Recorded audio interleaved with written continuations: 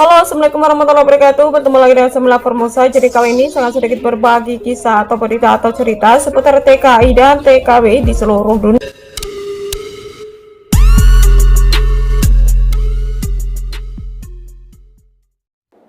Berita yang pertama adalah kisah haru perpisahan dua TKW dengan majikannya ini, yaitu menjaganya dari bayi hingga mengabdi sampai 30 tahun lamanya.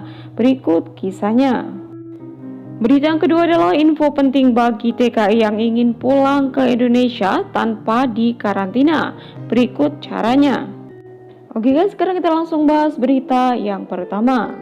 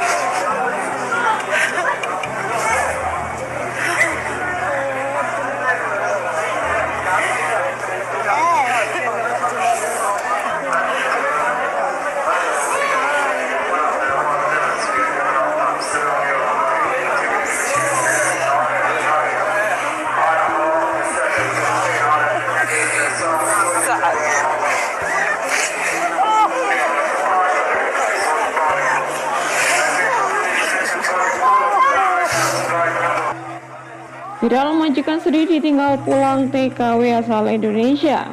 Kisah haru terekam dalam unggahan sebuah keluarga di Arab Saudi, yaitu keluarga itu ditinggal pulang tenaga kerja wanita atau TKW asal Indonesia. TKW bernama Khariah itu telah menjadi asisten rumah tangga keluarga itu selama 33 tahun. Video perpisahan anggota keluarga itu diunggah dan viral di sosial media. Dari rekaman video tampak Khariah terus menyeka air matanya. Dia berpisah dari anak-anak yang dirawatnya dulu. Anak-anak itu telah beranjak dewasa dan memiliki anak yang beranjak remaja juga. Seorang anggota keluarga Abdullah mengatakan kepada Arab News, Khariah pertama kali datang ke rumah kakek dari pihak ibu yaitu pada tahun 1986 dan telah berada di keluarga kami selama 33 tahun. Selama tahun-tahun itu dia pergi ke Indonesia untuk mengunjungi keluarganya sendiri, tapi dia selalu kembali.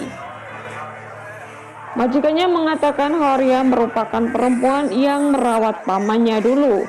Jasa Khariah sangat banyak kepada keluarga kami. Nah, jadi Mbak Khariah ini adalah seorang TKW asal Indonesia, tapi saya tidak tahu beliau berasal dari provinsi mana ya. Nah, beliau ini sudah bekerja di tempat majikannya itu sekitar 33 tahun lamanya, di mana beliau datang ke Arab Saudi sekitar 1986 guys. Dan selama 33 tahun itu beliau beberapa kali cuti pulang ke Indonesia, namun kembali lagi bekerja di tempat majikannya. Nah, beliau ini sudah dianggap seperti keluarga sendiri sama majikannya. Bahkan sebetulnya beliau ini tidak diperbolehkan untuk pulang. Tapi karena umurnya sudah sekitar 65 tahunan, dan kondisinya juga tidak begitu baik ya, karena beliau harus menggunakan kursi roda. Jadi teman-teman bisa melihat di sini ya. Nah, sebetulnya Mbak Khariah ini juga di tempat majikannya itu kerjanya tidak berat guys, karena di sana juga ada mbak baru atau ada mbak yang membantu beliau. Jadi beliau itu cuma mengawasi atau ya sudah dianggap seperti keluarga sendiri lah gitu. Bahkan sama cucu-cucunya majikannya juga sudah dianggap seperti neneknya sendiri. Tapi beliau ini pengen pulang ya, pengen berkumpul dengan keluarga di rumah.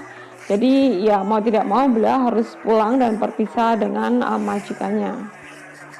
Ikut terharu ya guys. Jadi kalau misalkan kita mendapatkan majikan yang baik, bahkan seperti ini ya, sudah dianggap seperti keluarga sendiri, bahkan untuk meninggalkannya pun sangat berat gitu. Tapi ya mau tidak mau, karena kita juga punya keluarga di rumah di Indonesia yang menanti kita, ya mau tidak mau harus berpisah begitu. Dan pihak majikan juga berjanji suatu saat nanti jika ada waktu juga akan berkunjung ke Indonesia untuk melihat atau menjenguk beliau guys. Nah itu tadi ya guys, momen haru perpisahan TKW dengan majikan yang pertama. Oke, yang kedua hampir sama.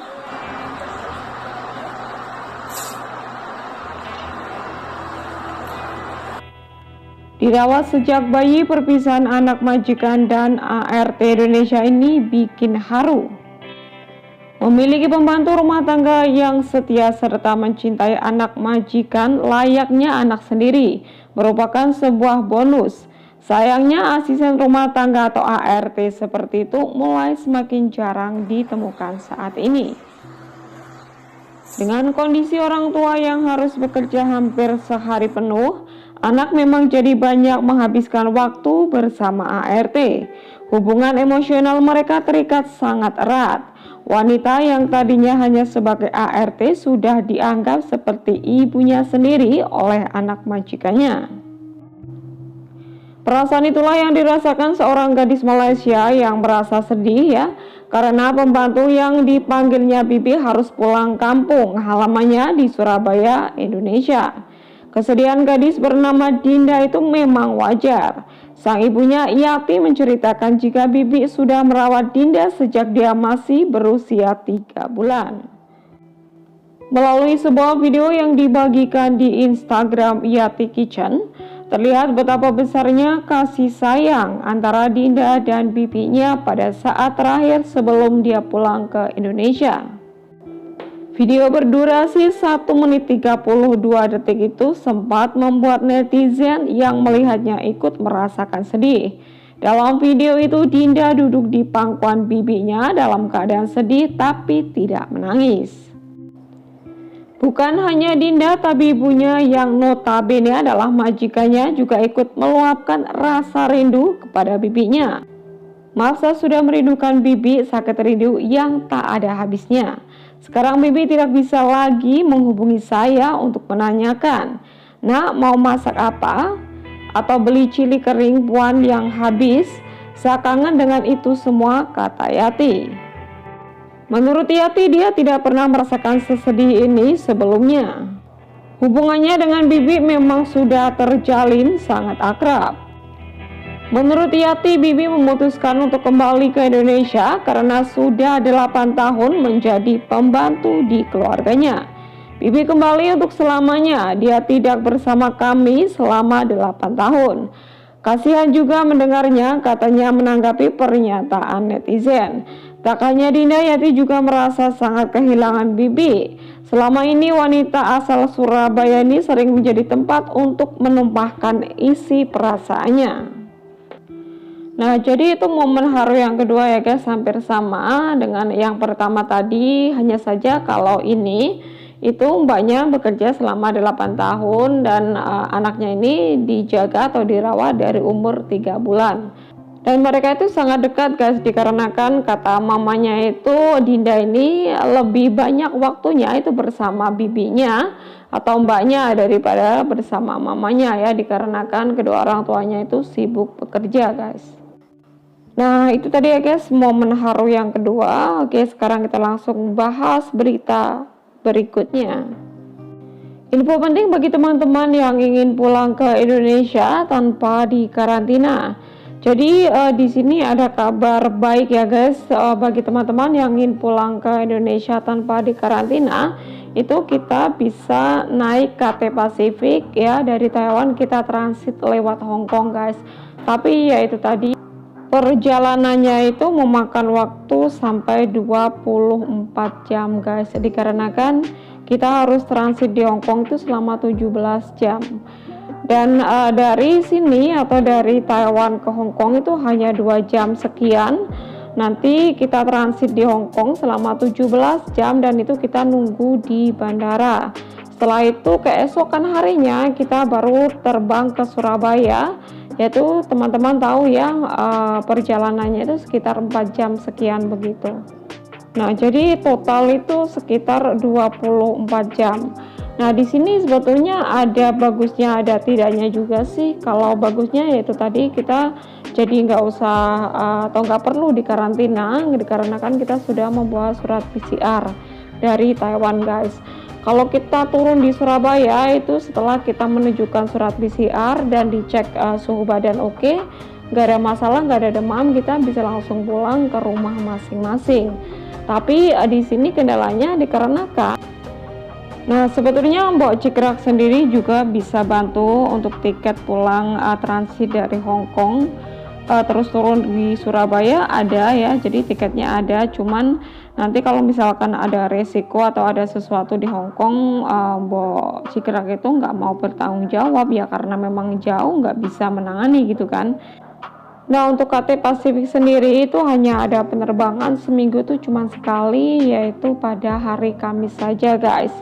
Ya, dan transit di Hong Kong itu kan selama 17 jam, yang pasti di sana juga sudah disediain tempat lah untuk beristirahat gitu di bandara.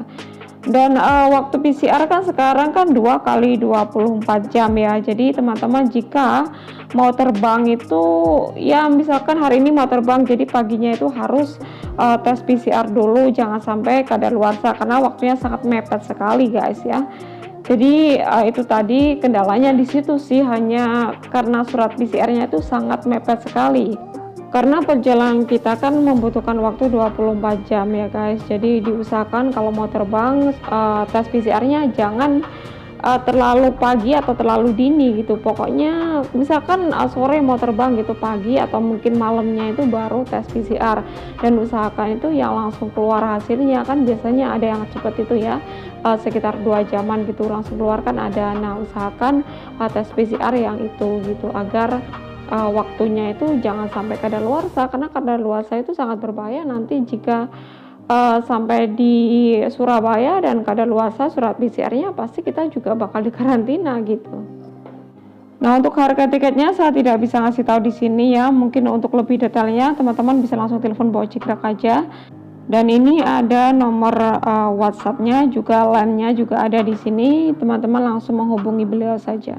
Nah, itu tadi guys berita dari saya, semoga saja bermanfaat ya. Saya doakan buat teman-teman dimanapun berada, semoga saya selalu dalam lindungan Allah Subhanahu wa Ta'ala, diberikan panjang umur, kesehatan, rizki yang halal, rizki yang barokah, kebahagiaan, majikan yang baik, dan kesuksesan.